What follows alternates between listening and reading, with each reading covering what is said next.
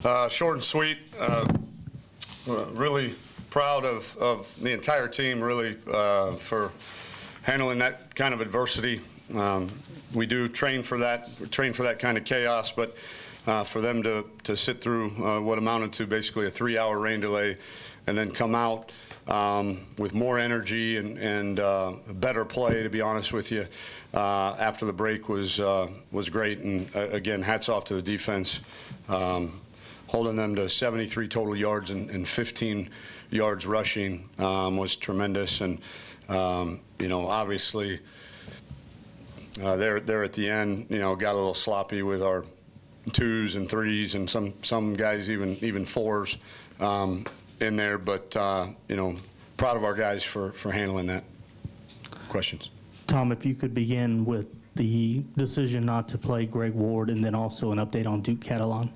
Yeah, Greg was, he's hovering around probably, I don't know, you guys all like numbers, maybe 70, 80%, and so had we played a conference game, I think we would have probably accelerated his recovery as best as possible, but we knew this was coming. We knew we were going to have to get ready for a short week on the road, and felt it was in his best interest to get more treatment and more rehab today rather than go out and bang around. And Duke is good.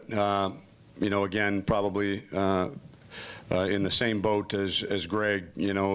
Had we had a big time game, probably could have played, but made some sense to rest him and have him fresh for this week's preparation. Do you expect ball for Cincinnati? Yes, absolutely.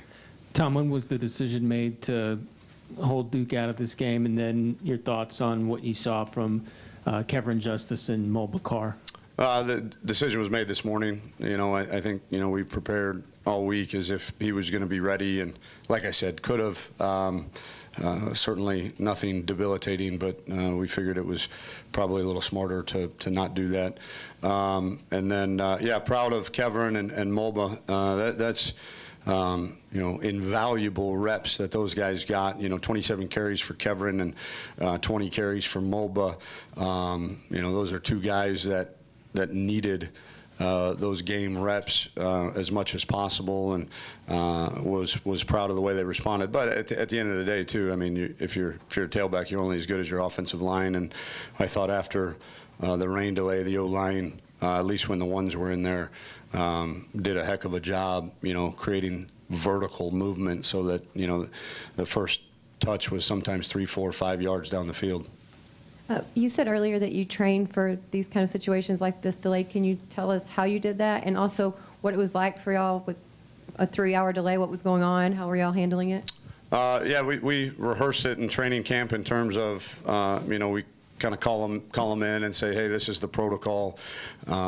We would, sit in here. It's a 30-minute, window, and then, but it can continue to roll over based on the lightning strikes, and kind of just rehearse what to do when you're in there. And basically it's the first 20-30 minutes were coaches coaching their guys and making any kind of adjustments. The defense only played 9 snaps, and making some adjustments, and then from there it's just sit and wait, and we let them put their headphones on and take their tape off, and after you realize it's going to be a more than just a 30-minute or get the pads off, relax, treat it like a pregame, eat. We had chicken sandwiches delivered, and had peanut butter and jelly, and all kinds of snacks and hydration for them. And when we got the call to go back out, they were ready.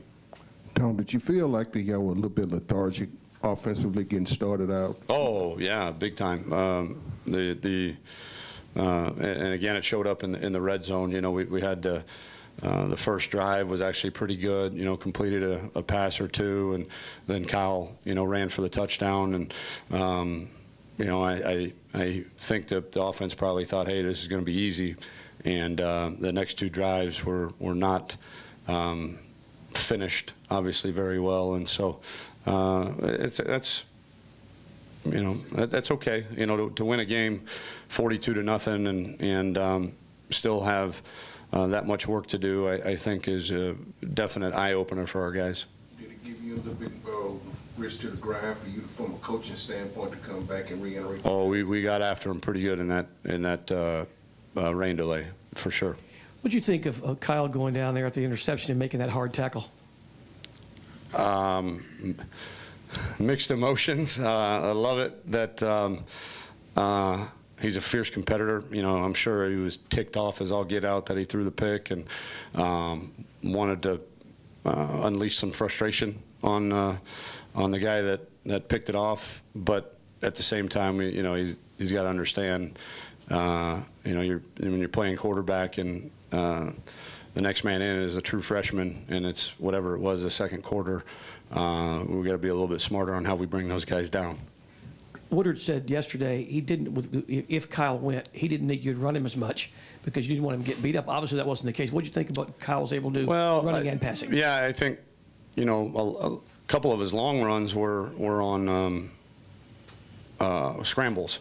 So we didn't really, I mean, he had 7 rushes. I think probably 3 or 4 of those were on scrambles. And then, you know, the long touchdown run was on a read play. And, you know, if, again, that's our offense. If they are going to make the quarterback keep it, then he's got to run it. And obviously, you know, once the game was out of hand there, we cut down on any of those read plays. But I think for the most part, you know, probably you know, 3 or 4 of those were on scrambles, so they were on pass plays. We made a conscious effort, certainly after, you know, we got a 21, 28-point lead. We said, hey, we're not running them anymore. What did you think of the way he played all the way around? Okay. You know, I think he managed the game well. Obviously would have liked to, you know, hit a couple of those deep shots. The way Lamar was playing, I mean, they were daring us to throw it over their head from a defensive standpoint, really screwing both safeties down, getting them involved in the run fit, and you know, would have felt better had he connected on 1 or 2 of those deep shots, but overall pretty good.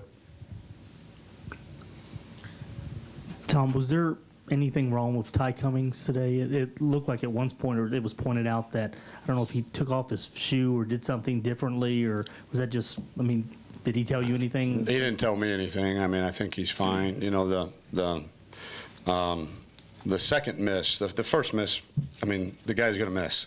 And I'd rather him miss in a 42-0 ball game against Lamar than, you know, the game winner against Cincinnati. So we got that out of his system. We talked about that during the break. And then the second one was my fault. I thought it was 4th and a lot shorter, and I was hemming and hawing on whether to go for it or run the field goal team out there. And then, you know, Postma, you know, the clock was running down to 1, so he snapped the ball, and Kyle really wasn't ready. So I think he's fine.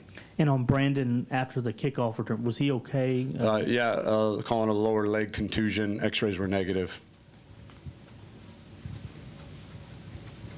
What does it say about your team? You didn't have a letdown after the big win. You weren't looking ahead. You dealt with the rain delay, kind of everything. Is this kind of a part of showing your team's character, dealing with everything? Yeah, I'm proud of them. I mean, we were out you know, arguably our 2 best offensive players, and again the rain delay and you know, the big win last week, and understanding, you know, kind of you're supposed to win these games, and other than the second and third drive by the one offense, you know, definitely fired up about the defense from start to finish, and then, you know, when the one offense was out there, save for those 2 drives, was really proud. Like I've said, I think we got a really mature team. I don't think there's, you know, they were, you know, a lot of the players, including the captains, you know, when the rain delay kept getting longer and longer and longer, were, Coach, we want to play, we want to play, we want to play. You know, don't let them cancel it, Coach. That was good for them to hear, or good for me to hear coming from them.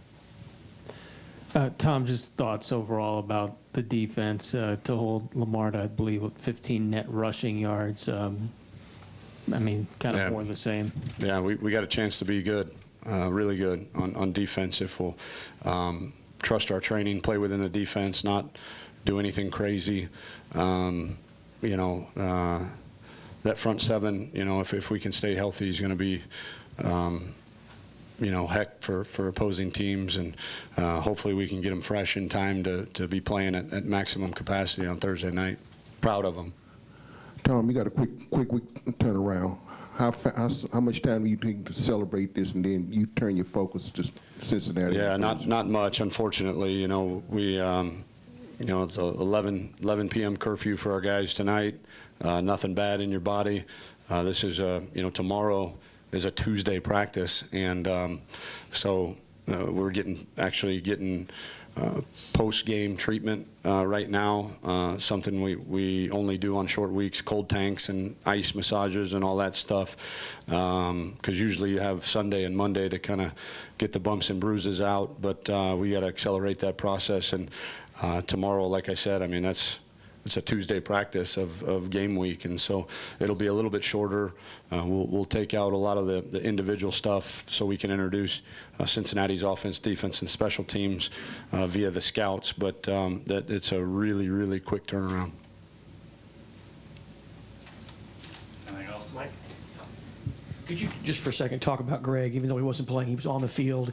He was high-fiving the players, cheering them on before the game. Just some thoughts about how he stays involved even though he wasn't playing. Yeah, that's what you're supposed to do as a captain, and made a big point. I told him this morning, if you're not going to play, then you got to be a leader, you got to be a coach, you got to be Kyle Postma's right-hand man, and he did a really good job of that. Stayed in the game, had the headset on. I think got a lot of mental reps in terms of watching the play, understanding the plays as they develop, and what he would or wouldn't have done if he were out there. But yeah, as a captain, it was really good to see him be as positive and present and vocal as he was. Tom, to kind of piggyback off of Anthony's earlier question about the backfield, I know it's one game, but the number 2 spot was kind of a source of waiting in camp to see who would emerge. Do you get a little bit of clarity after a game like this, or do you still feel like, how you do it? Do you go kind of committee? Yeah, tough to tell because of the circumstances of the game and who we were playing, but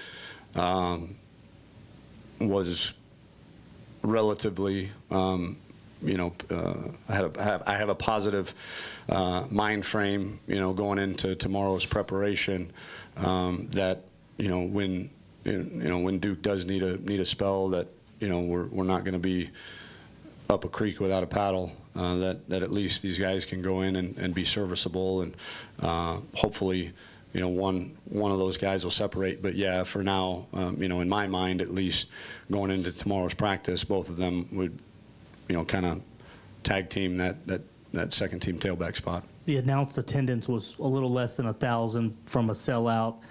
I know you have the rain delay, and a lot of people didn't.